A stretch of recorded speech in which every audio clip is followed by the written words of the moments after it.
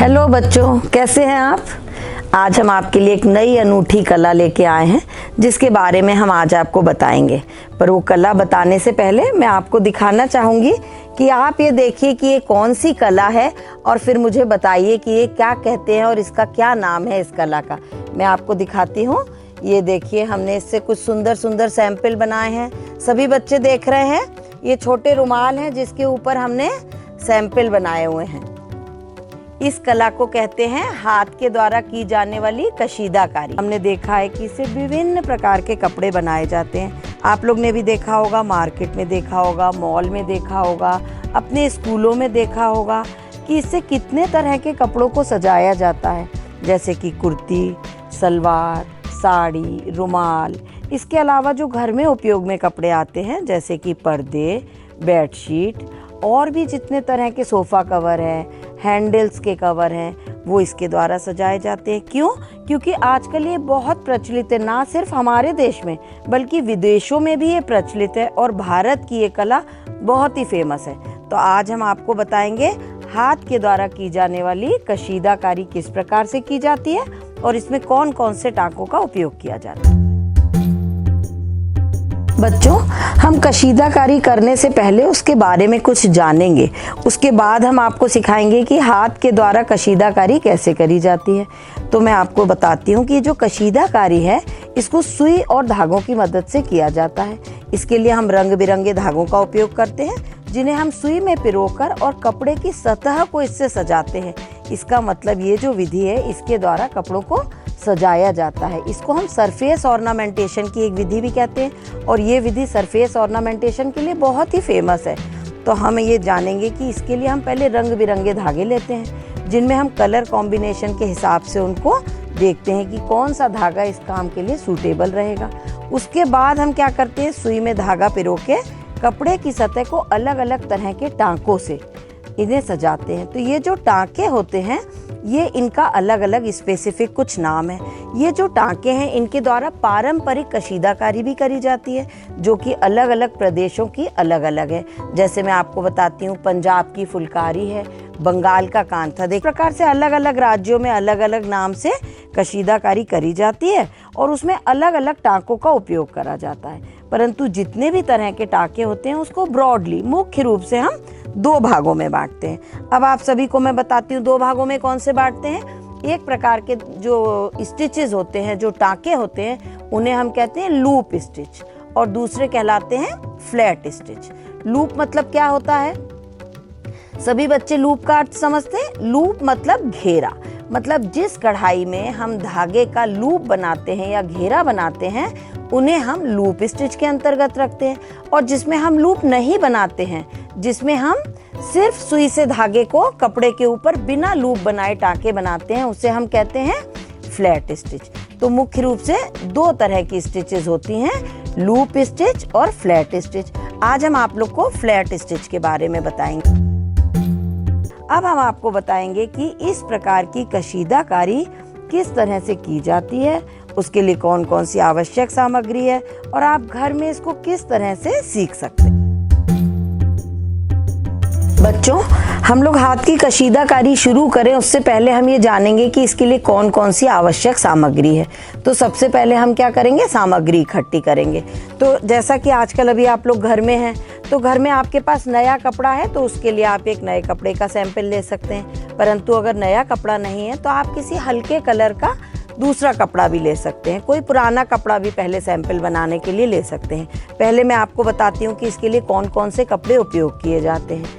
जो हाथ की कढ़ाई करते हैं उसके लिए हम विभिन्न प्रकार के कपड़ों का उपयोग कर सकते हैं, जैसे कि सूती कपड़ा, रेशमी कपड़ा, सिल्क का कपड़ा, जॉर्जेट का, शिफॉन का। हमें देखना है कि वो कपड़ा कितना भारी है या वो कपड़ा कितना मोटा है, उसको ध्यान में रखते हुए हम दूसरी चीज़ों का चयन करेंगे। तो ये अभी हमने जाना कि हम सूती, ऊनी, रेशमी, साटन, इन सभी कपड़ों पे कढ़ाई कर सकते हैं। तो पहले तो आप अपनी एक पसंद का कपड़ा ले लीजिए।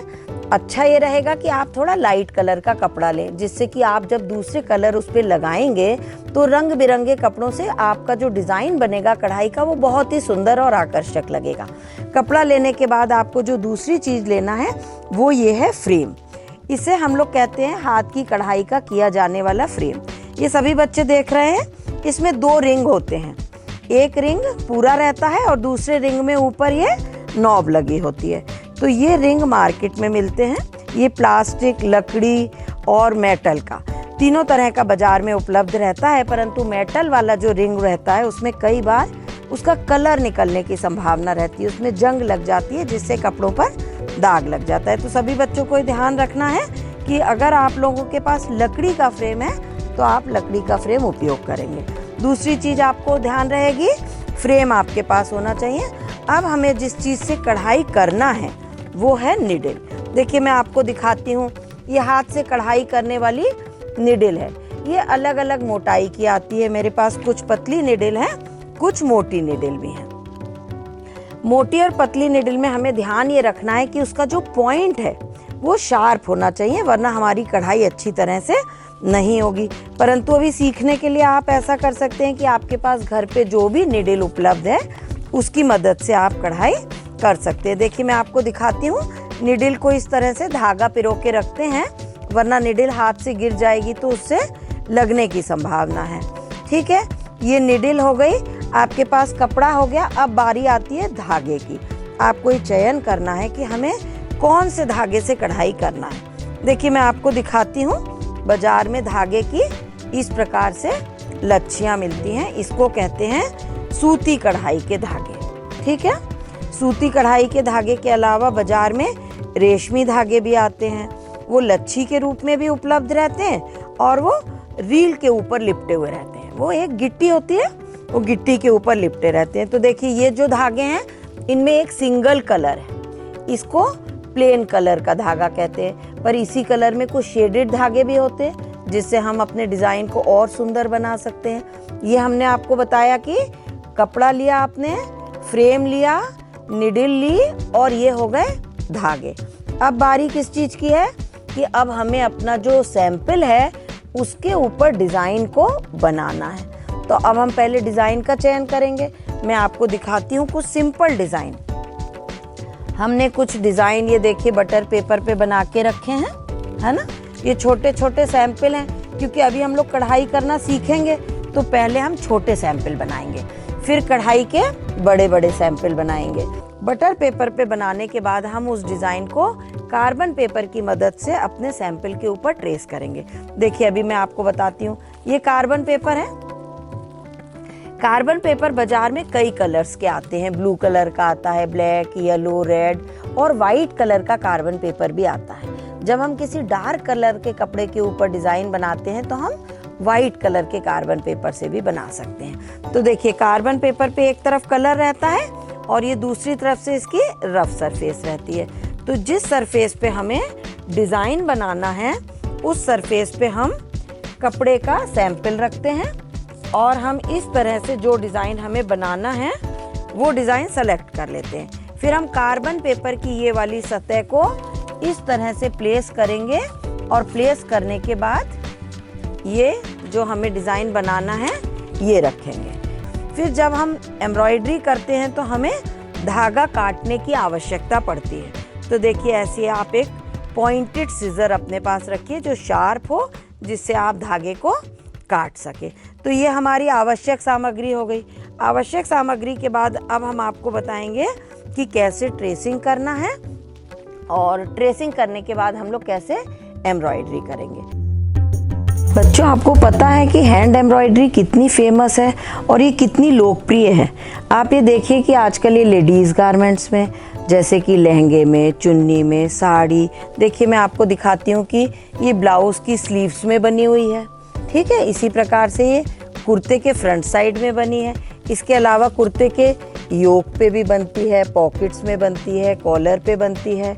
बच्चों के कपड़ों में बहुत ही लोकप्रिय है। छोटे छोटे सुंदर डिज़ाइन बच्चों के कपड़ों पे बनाए जाते हैं और एम्ब्रॉयडरी से सजाए जाते हैं। ख़ास तौर से जो फ्रॉक्स होती हैं उसके घेर में, बॉर्डर पे, बाहों पे और अपर बॉडी पार्ट को एम्ब्रॉयडरी से सजाया जाता है। इसके अलावा घर में जो उपयोग करे जाने वाले कपड़े हैं, जैसे कि पर्दों के ऊपर, सोफ़ा बैग पे, हैंडल्स पे, बेड शीट पे, इन सभी चीज़ों को हम बहुत ही सुंदर तरह से एम्ब्रॉयडरी से सजा सकते हैं। इसका मतलब ये है कि आज एम्ब्रॉयडरी का दौर है और फैशन में बहुत ही प्रसिद्ध है। फैशन के दौर में एम्ब्रॉयडरी का जो स्थान है वो एक विशेष स्थान है। क्यों? क्योंकि हम सिर्फ एम्ब्रॉयडरी के द्वारा ही वस्त्र को नहीं सजाते, एम्ब्रॉयडरी के साथ साथ हम दूसरी कलाओं का भी फ्यूजन करते हैं, जैसे कि इसमें प्रेशियस स्टोन लगाना, सीक्वेंस लगाना, पेंटिंग करना और दूसरी लेसेस वगैरह लगाना। इन सभी चीज़ों के कॉम्बिनेशन से भी एम्ब्रॉयडरी के वस्त्रों को सजाया जाता है। बच्चों, हम हाथ की कढ़ाई से अब सैंपल बनाएंगे। अब आपको पता चल गया कि कौन कौन सी आवश्यक सामग्री चाहिए। आप सारी सामग्री को एक स्थान पर कर लीजिए इकट्ठा, फिर हम उसके लिए सैंपल बनाएंगे।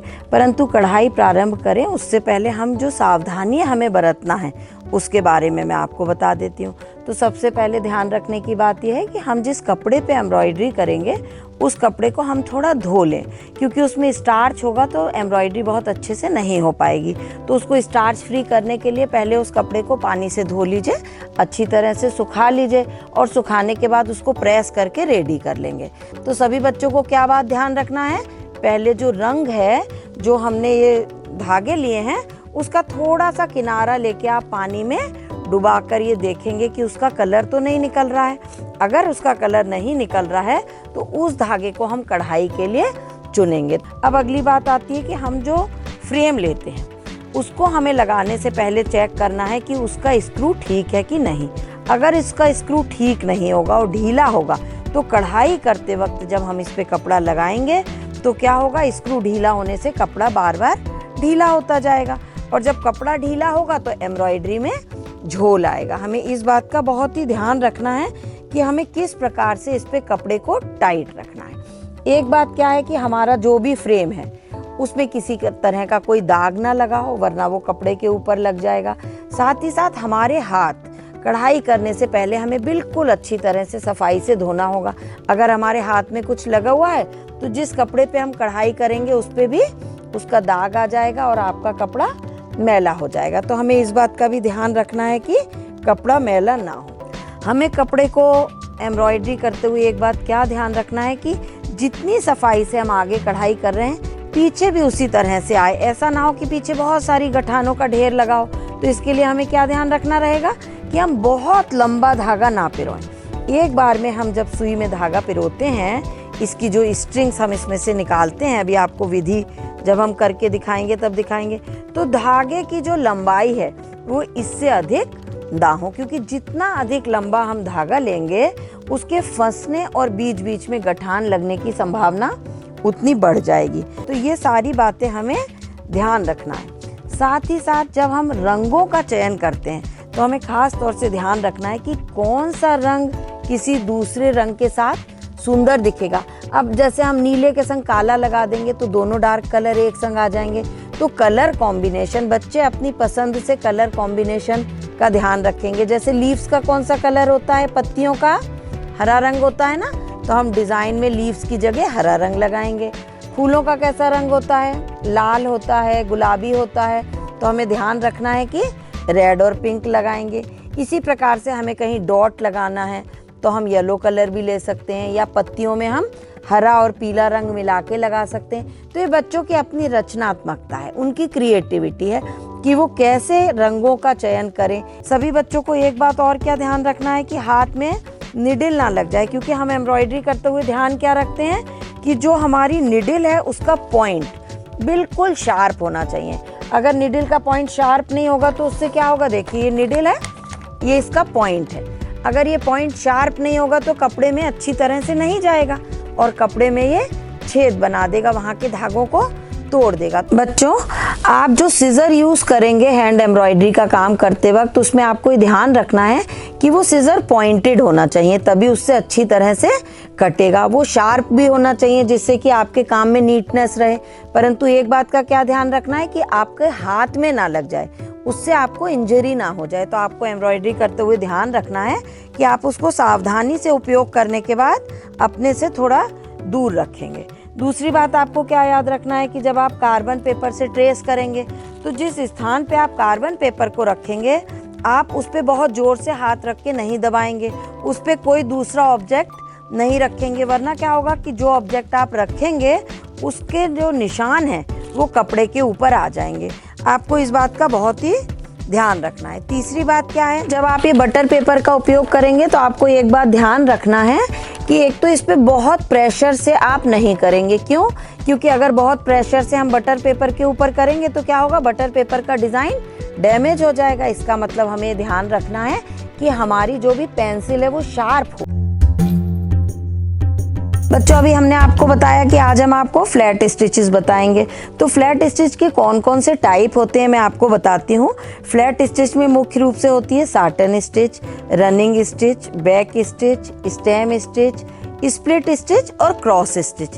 जैसा कि हमने आपको बताया था, जिन स्टिचेस में लूप नहीं बनता है, जब हम सुई को धागे से इस प्रकार से कढ़ाई करते हैं जिसमें कोई लूप नहीं बनता है, हम सीधा एक फ्लैट स्टिच लगाते हैं। उन सारी स्टिचेस को हम फ्लैट स्टिचेस के अंतर्गत रखते हैं। तो सबसे पहले जो आसान स्टिच है फ्लैट स्टिच की, साटन स्टिच, ये हम आज आपको सिखाएंगे।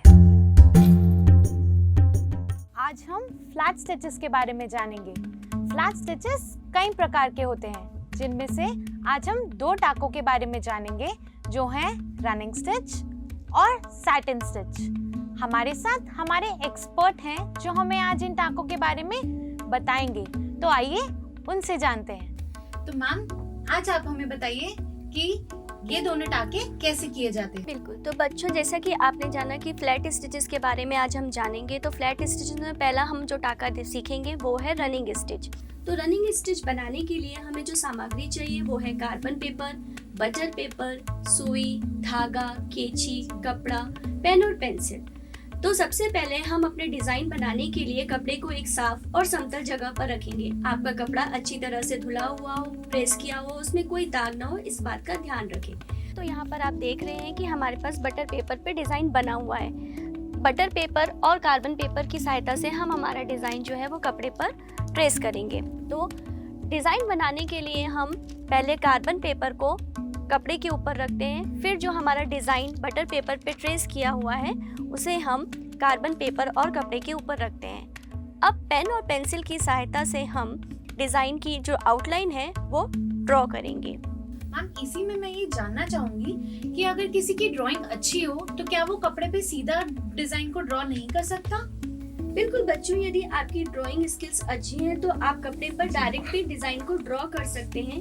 बस इस बात का ध्यान रखें कि डिजाइन बनाते समय आप पेन का प्रयोग ना करें, क्योंकि पेन के जो निशान है वो कपड़े पर रह जाएंगे। आप पेंसिल का ही प्रयोग करें, और पेंसिल भी आप बहुत ज्यादा डार्क कलर की ना लें, अन्यथा उसके दाग जो है वो कपड़े पर लग सकते हैं। तो बच्चों देखिए, ये जो आपका डिजाइन है अब बनकर तैयार है। कार्बन पेपर और बटर पेपर की सहायता से हमने ये जो हमारा डिजाइन है ये कपड़े पर ट्रेस कर लिया है।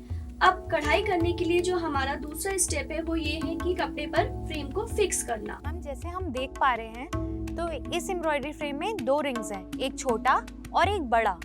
तो आप हमें बता सकते हैं कि छोटा रिंग कहाँ जाता है और बड़ा रिंग कहाँ जाता है? बिल्कुल। तो जो छोटा रिंग है ये कपड़े के नीचे की तरफ जाता है, और जो बड़ा रिंग है वो कपड़े के ऊपर की तरफ रहता है। फिर हम इसे इस तरीके से प्रेस करके कपड़े पर फिक्स कर लेते हैं फ्रेम को। और ये स्क्रू आप देख रहे हैं, इस स्क्रू को घुमाकर आप कपड़े को टाइट कर सकते हैं। स्क्रू कसने के बाद आप कपड़े को थोड़ा सा खींचेंगे। खींचते समय आप ये ध्यान रखें कि कपड़े को ज्यादा ना खींचें, अन्यथा आपका कपड़ा जो है वो फट सकता है। कि यहाँ पर हमारा जो कपड़ा है वो फ्रेम पर फिक्स हो चुका है अच्छी तरीके से। अब हम इस पे रनिंग स्टिच या कच्चा टाका बनाना प्रारंभ करेंगे। जैसा कि आप जानते हैं कि कढ़ाई के जो धागे होते हैं उनमें 6 धागे होते हैं। इनमें से हम यहाँ पर 3 धागों का प्रयोग कर रहे हैं। इस प्रकार से आप 3 स्ट्रैंड्स को अलग कर लेंगे। अब हम सुई में धागे को डालेंगे। तो यहाँ पर आप देख रहे हैं कि जो हमारा धागा है वो सुई में डल चुका है। अब हम कढ़ाई चालू करने के लिए इसके एक छोर पर हम गठान लगाएंगे। तो इसके लिए हम हमारी जो फिंगर है इस पे इसको रोल करते हैं छोटा सा, और अंगूठे की सहायता से हम इसे बाहर निकालते हैं और इसे प्रेस करते हैं। तो यहाँ पर आप एक देख रहे हैं छोटी सी गठान लग गई है। अब जो ये धागा है ये हम कैंची की सहायता से कट कर देंगे। तो आइए बच्चों, अब हमारा धागा भी सुई में डलकर तैयार है और हमारा कपड़ा भी फ्रेम पर फिक्स है। अब हम जानते हैं कि किस प्रकार से हम रनिंग स्टिच बनाते हैं। तो सबसे पहले सुई को कपड़े के उल्टी तरफ से हम सीधी तरफ लाते हैं। इस प्रकार हमारी सुई जो है वो कपड़े के सीधी तरफ आ चुकी है। अब रनिंग स्टिच बनाने के लिए ये बहुत ही सिंपल और सादा टाका होता है, इसे हम कच्चा टाका भी कहते हैं। इसे हम सिर्फ आउटलाइन पर बनाते हैं और कच्चे कच्चे टाके जो हैं हम बनाते जाते हैं। इस टाके को बनाते समय बस हमें इस बात का ध्यान रखना है कि हमारे जो टाके की लंबाई है और उन टाकों की जो बीच की दूरी है वो एक समान रहनी चाहिए। आप 2-3 टाके भी एक बार में ले सकते हैं, पर ये आप प्रैक्टिस से ही कर पाएंगे क्योंकि ये स्टिच दोनों तरफ से एक समान दिखाई देती है। देखिए जैसे कि हमारा, क्योंकि जितना टाका ऊपर की तरफ है उतना ही टाका नीचे की तरफ है, तो ये दोनों तरफ से, यानी कि कपड़े की सीधी तरफ और कपड़े की उल्टी तरफ, दोनों साइड से एक समान दिखाई देती है। बच्चों, क्योंकि ये टाका भी आप बनाना सीख रहे हैं तो आप एक एक टाका बनाना पहले प्रारंभ करें। सुई को नीचे की तरफ ले जाएं, फिर थोड़ी दूरी से उसे ऊपर की ओर निकालें।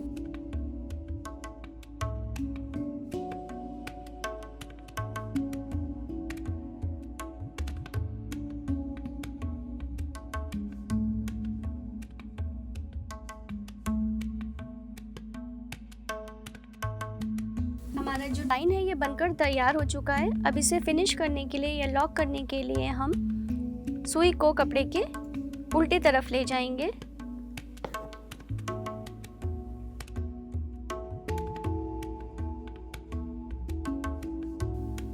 एक छोटा सा लूप हम यहाँ पर बनाएंगे जिसमें से हम धागे को निकालेंगे। तो ये जो लूप है हमारा बनकर तैयार है, इसमें से हम सुई और धागे को निकालकर इसे हम यहाँ पर लॉक कर देंगे। ये हमारा टाका जो है वो लॉक हो चुका है। अब जो एक्स्ट्रा थ्रेड है बच्चों, वो कैंची की सहायता से हम कट कर देंगे। कट करते समय इस बात का ध्यान रखें कि आपका कपड़ा ना कट जाए और ना ही बहुत ज़्यादा धागा वहाँ पर रह जाए। तो देखिए बच्चों, एक सुंदर सा डिजाइन रनिंग स्टिच का बनकर हमारे सामने तैयार है। आप चाहें तो इस टाके का प्रयोग करके और अन्य गारमेंट को भी सजा सकते हैं। कढ़ाई करने के बाद आप उसको प्रेस कर लें ताकि जो हमारे रिंग्स के जो मार्क्स हैं जो कपड़े पर आ गए थे उसको फिक्स करते समय वो इस पे से हट जाएं। बहुत ही सुंदर डिजाइन है मैम। तो हमने जाना कि रनिंग स्टिच कैसे की जाती है, तो आइए अब हम जानते हैं अपने अगले स्टिच के बारे में, जो कि है सैटिन स्टिच। तो मैम आप हमें बताइए कि सैटिन स्टिच कैसे की जाती है। बिल्कुल। तो बच्चों, सैटिन स्टिच करने के लिए जैसा कि हमने रनिंग स्टिच में देखा था, सेम प्रोसेस रहती है। हम कपड़े पर डिजाइन को ट्रेस करते हैं, उसे फिक्स करते हैं, सुई में धागा डालते हैं। बस ये एक फिलिंग स्टिच होती है। जैसा कि आपने देखा था कि रनिंग स्टिच में हमने सिर्फ डिजाइन की आउटलाइन बनाई थी, इन स्टिच में हम जो है वो डिजाइन को अंदर से फिल करते हैं। तो पहले सुई को हम कपड़े के सीधी तरफ ले आएंगे, फिर जो हमारे डिजाइन की आउटलाइन है उसके हिसाब से हम टाके की लंबाई रखेंगे। एक सीधा सीधा टाका हम लेते जाएंगे। बस सैटिन स्टिच को बनाते समय हमें इस बात का ध्यान रखना है कि इसके बीच में कोई भी गैप नहीं होना चाहिए। जैसा कि हमने रनिंग स्टिच में देखा था कि हम एक समान दूरी पर टाका लेते हैं और समान लंबाई का टाका लेते हैं। इसमें हम जो टाका लेते हैं वो डिजाइन की जो गैप है उसके अनुसार लेते हैं और जो हमारे टाके हैं उनके बीच में कोई भी गैप नहीं होना चाहिए, तभी हम इसे सैटिन स्टिच या हिंदी में इसे हम भरवा टाका भी कहते हैं। बहुत पास पास हम टाकों को भरते जाएंगे। डिजाइन के आउटलाइन के बाहर की तरफ से न लें, जो डिजाइन की आउटलाइन है और दूसरी जो आउटलाइन है उसी पर हम इसे फिल करेंगे। टाकों को बहुत अधिक ना खींचें, क्योंकि टाकों को बहुत अधिक खींच देने से वो कपड़े को खराब कर सकते हैं। इस बात का ध्यान रखें बच्चों कि जब टाका बना रहे हैं तो जो डिजाइन की लंबाई है उतना ही टाका खींचें, उससे अधिक टाके को ना खींचें। तो बच्चों, जैसा कि आप यहाँ पर देख रहे हैं कि इन टाकों के बीच में कोई भी गैप नहीं है, ये एक दूसरे से आपस में लगे हुए टाके हैं।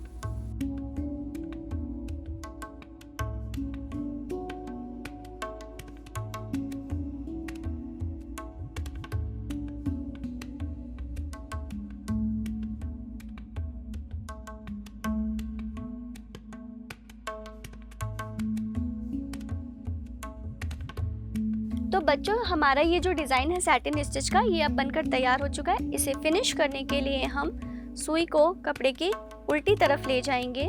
वहाँ पर एक छोटा सा लूप हम बनाएंगे जिसमें से हम इस स्टिच को लॉक करेंगे। तो ये जो लूप है ये हमारा बनकर तैयार है। अब इसमें से हम सुई और धागे को निकालेंगे और इस प्रकार से खींचेंगे कि ये यहाँ पर टाका जो है वो लॉक हो जाए। अब हमारा जो एक्स्ट्रा धागा है इसे हम केजी की सहायता से कट कर देंगे। धागा कट करते समय हम इस बात का ध्यान रखें कि हमारे कपड़ा या हमारी जो स्टिचेस है वो ना कट जाए और हमारा जो डिज़ाइन है वो सुंदर तरीके से फिनिश हो जाए। तो ये देखिए आपका जो सैटिन स्टिच का डिज़ाइन है ये बनकर तैयार हो चुका है। अब इसे हम फ्रेम से अलग कर लेते हैं और फिर इसे हम आयरन कर लेंगे ताकि जो रिंकल्स या जो मार्क्स हमारे हुक के या फ्रेम के जो कपड़े पर आ गए हैं ये हट जाए। बहुत बहुत शुक्रिया मैम हमें इन स्टिचेस के बारे में बताने के लिए। तो आज हमने रनिंग स्टिच और सैटिन स्टिच के बारे में जाना। मैं आशा करती हूँ कि आप यूं ही निरंतर सीखते रहेंगे और आगे बढ़ते रहेंगे। Thank you. बच्चों, तो आपने एम्ब्रॉयडरी से सैंपल बना लिया होगा। मुझे आशा है कि आप सभी का बहुत सुंदर सैंपल बना होगा। अभी आप लोग पहले छोटे छोटे सैंपल बनाइए, फिर प्रैक्टिस करके आप बड़े बड़े सैंपल बनाएं। ठीक है, आज के लिए बस इतना ही। अगले प्रोग्राम में हम फिर आपके लिए एक नई कला लेके आएंगे।